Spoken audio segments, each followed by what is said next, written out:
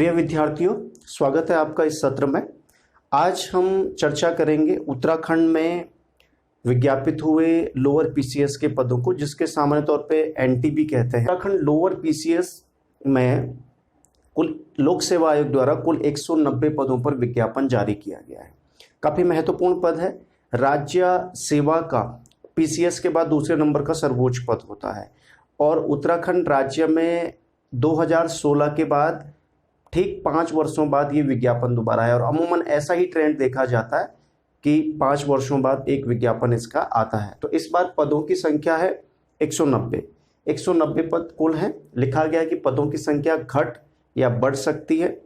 आशा की जानी चाहिए बढ़नी चाहिए इलेक्शन से पहले, लेकिन इलेक्शन के बाद ऐसा ट्रेंड भी देखा जाता है कि पदों की संख्या में कटौती की जाती है। तो बहरहाल कुल मिलाकर 190 पद हमारे पास है और इन 190 पदों में एनटी के 35 पद हैं, यानी नायब तहसीलदार के 35 पद हैं, सप्लाई इंस्पेक्टर के 28 पद हैं, डिप्टी जेलर के 27 पद हैं, मार्केटिंग इंस्पेक्टर के 50 पद हैं, लेबर इंफोर्समेंट ऑफिसर के 9 पद हैं, ठीक, एक्साइज इंस्पेक्टर यानी आबकारी के 10 पद हैं, टैक्स इंस्पेक्टर पंचायती राज में इसके 2 पद हैं, खांडसारी निरीक्षक के 4 पद हैं और बाकी 25 पद ऐसे हैं जिसमें कृषि से स्नातक की योग्यता है।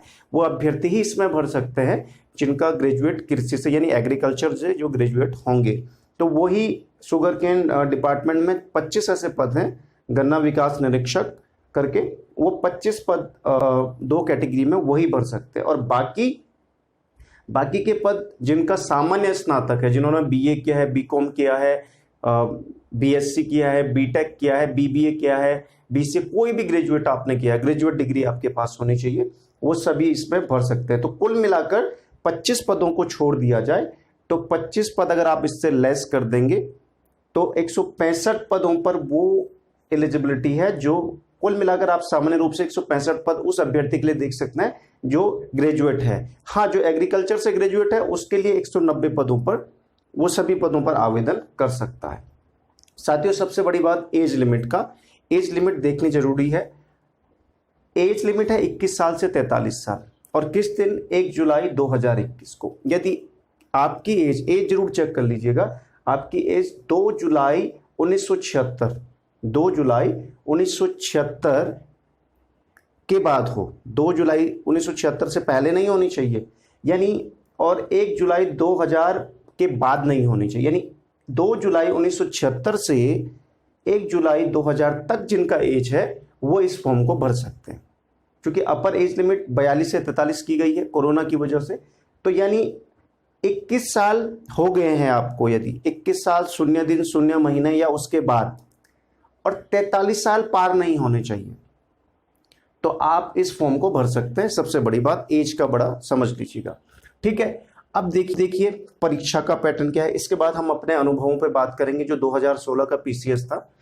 परीक्षा जो पैटर्न है देखिएगा, ये जो कि लोअर पीसीएस है, पीसीएस लोक सेवा आयोग द्वारा करवाया जाता है, तो इसमें 3 चरणों में परीक्षा होती है। सबसे पहले होती है प्रारंभिक परीक्षा या प्रिलिमिनरी टेस्ट जो होता है, एग्जाम होता है, या जिसे स्क्रीनिंग एग्जाम भी कहते हैं। उसके बाद होता है मेंस यानी मुख्य परीक्षा और इसके बाद होता है इंटरव्यू। अगर इनके नंबर की अगर मार्क्स की बात करें तो प्री जो सिर्फ क्वालिफाइंग नेचर का होता है, यदि आप मेरिट में आ गए पदों के सापेक्ष तो इसका कोई आगे रोल नहीं होगा, 150 नंबर का होता है। इसी के साथ साथ जो मेंस है वो 400 नंबर का होता है, ये महत्वपूर्ण होता है। 2 पेपर इसमें होते हैं, एक आपका जीएस का पेपर होगा और एक आपका हिंदी का पेपर होगा, 200 नंबर के ईच, और ये बड़ा क्रूशियल हो जाता है इस केस में। तो मेंस के मार्क्स जुड़ते हैं, अगर आपकी फाइनल जो मेरिट बनेगी 400 में से आपके सबसे महत्वपूर्ण अंकदायी यही होता है मेंस। बाकी इंटरव्यू जो है, इंटरव्यू 50 नंबर का है, तो ये समझने की इसमें आवश्यकता है।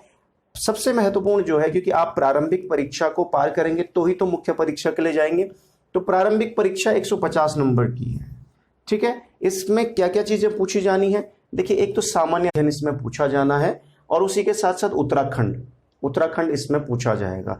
तो कुल मिलाकर ये 100 नंबर का आएगा, तकरीबन 20 से 25 नंबर का उत्तराखंड इसमें पूछा जाएगा, बाकी 75 नंबर का आपका सामान्य अध्ययन यानी जनरल स्टडी पूछा जाएगा। जनरल स्टडी में आप जानते हैं हिस्ट्री आपका हो जाएगा, पॉलिटी आपका हो जाएगा, इंडियन इकोनॉमी या इकोनॉमी आपका हो जाएगा, ज्योग्राफी आपका हो जाएगा, साइंस आपका हो जाएगा। कंप्यूटर का बड़ा रोल है इसमें, कंप्यूटर पूछा जाना है। और इसके साथ साथ करंट अफेयर का बड़ा क्रूशल रोल होता है। तो इन सेक्शन से बेसिकली यहाँ पर पूछे जाने हैं, ठीक है। ये मुख्य रूप से 7 सेक्शन बड़े महत्वपूर्ण होते हैं। इसके साथ साथ उत्तराखंड का आप जानते हैं, उत्तराखंड हिस्ट्री, उत्तराखंड कंप्लीट समग्र अध्ययन से क्वेश्चन पूछे जाने हैं। और मैथ्स रीजनिंग के 50 नंबर यहाँ पर पूछे जाएंगे। तो ये बड़े क्रूशल हो जाते हैं इसमें। 50 नंबर जिनका मैथ्स रीजनिंग स्ट्रॉन्ग है तो उनका अगर जीके भी स्ट्रॉन्ग है तो उनके चयन के चांस बढ़ जाते हैं। तो कुल मिलाकर साथियों ये इसका परीक्षा पैटर्न है। अब पिछले बार का जो हमारा अनुभव है, क्योंकि वर्ष 2016 में जब पीसीएस आया था तो हम उसके पूरे चरण पार किए थे। तो प्रारंभिक परीक्षा, मुख्य परीक्षा, इंटरव्यू और अंतिम रूप से चयनित नहीं हो पाए थे। तो सामान्य जो प्रारंभिक परीक्षा होती है, पहले तो ये समझना कि प्रारंभिक परीक्षा सिर्फ आपको मेरिट लिस्ट में आना है। जितने पद हैं उसके सापेक्ष मुख्य परीक्षा के लिए आपको सिर्फ चयन होना है। इसके मार्क्स कहीं भी नहीं जुड़ेंगे आगे, ठीक है। मुख्य परीक्षा और इंटरव्यू के मार्क्स जुड़ेंगे, ठीक। ये समझने की जरूरत है। हम आई थी। एक बात आपको ये भी समझना पड़ेगा कि जब आप प्रारंभिक परीक्षा से मुख्य परीक्षा के लिए जाते हैं तो अमूमन ये ट्रेंड देखा जा रहा है अब कि ईडब्ल्यूएस कैटेगरी और ओबीसी कैटेगरी, मुख्य रूप से ये 2 कैटेगरी में इनकी प्रारंभिक परीक्षा में कट ऑफ, मुख्य परीक्षा के लिए चयन के लिए जो कट ऑफ है वो जनरल कैंडिडेट ग्रुप के अभ्यर्थियों से ज्यादा देखी जा रही है। इसके पीछे साथियों ये वजह ये है कि जो उत्तराखंड लोक सेवा है आयोग है या उत्तर प्रदेश लोक सेवा आयोग है, कोई भी लोक सेवा आयोग है, प्रारंभिक परीक्षा में अभ्यर्थी सिर्फ अपनी कैटेगरी में फाइट करेगा। यानी यदि आप जनरल के हैं तो जनरल का तो खैर जनरल ही में करता है, लेकिन यदि आप ईडब्ल्यूएस, ओबीसी, एससी, एसटी इन वर्गों में से हैं तो आप सिर्फ जो सीटें इसके भीतर हैं उन पर ही फाइट करेंगे। जबकि वैसे अंतिम चयन में क्या होता है कि यदि ईडब्ल्यूएस कैटेगरी से आपके हैं और आपके मार्क्स जनरल कैटेगरी के बराबर हैं तो आप जनरल कैटेगरी में सीट में फाइट कर लेंगे। लेकिन यहाँ पर आपके पास लिमिटेड हो जाता है कि यदि इसका एक ड्रॉबैक सबसे बड़ा यह है कि माने अनारक्षित में 4 पद हैं किसी कैटेगरी में और ईडब्ल्यूएस या ओबीसी में 2 पद हैं। तो अगर मुख्य परीक्षा के लिए 15 गुना बुलाए जाने हैं तो यहाँ 15 चक्को 60 बुलाए जाएंगे और यहाँ पर 15 गुना 30 ही बुलाए जाएंगे। तो ये एक बड़ा इसमें रहता है सवाल बच्चों का, तो इसको भी समझ लीजिएगा आप। तो कुल मिला के साथियों 2016 का जो पीसीएस हमने दिया था, प्रारंभिक परीक्षा हमने बताया कि 90 पार ही इसकी मेरिट थी, तकरीबन 90 के आसपास इसकी मेरिट थी। हो सकता है कि इस बार थोड़ा ज़्यादा हो क्योंकि कंपटीशन के हिसाब से, ठीक है। तो ये मेरिट इसका रहता है। इसका सबसे बड़ा तैयारी का यह है कि प्रारंभिक परीक्षा निकालने के बाद मुख्य परीक्षा और भी क्वालिफाइंग करनी पड़ती है और उसके बाद फिर इंटरव्यू के लिए बुलावा आता है। तो प्रारंभिक परीक्षा पास करना बेहद जरूरी है। सबसे पहले मुख्य परीक्षा के लिए हम अलग से एक वीडियो आपके लिए लेके आएंगे।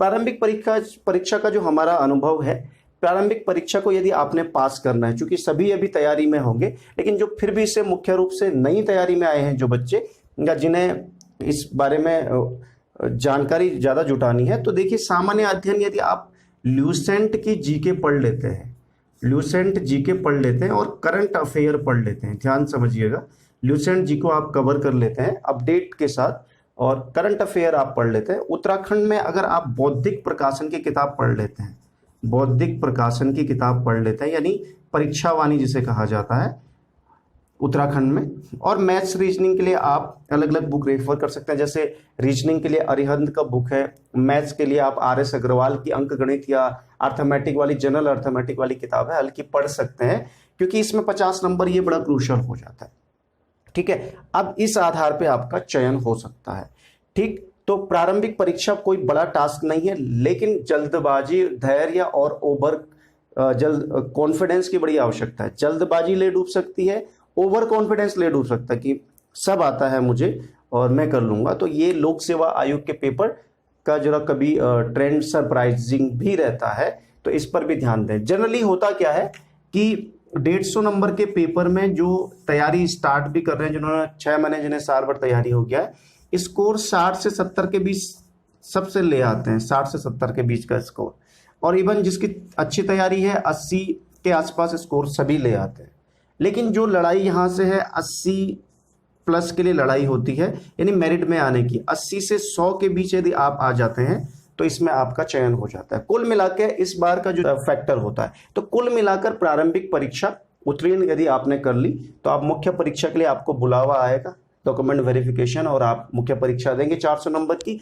और इंटरव्यू के लिए फिर उसके बाद आपका बुलावा, यदि आप मुख्य परीक्षा के बाद इंटरव्यू के लिए भी चयनित हो जाते हैं।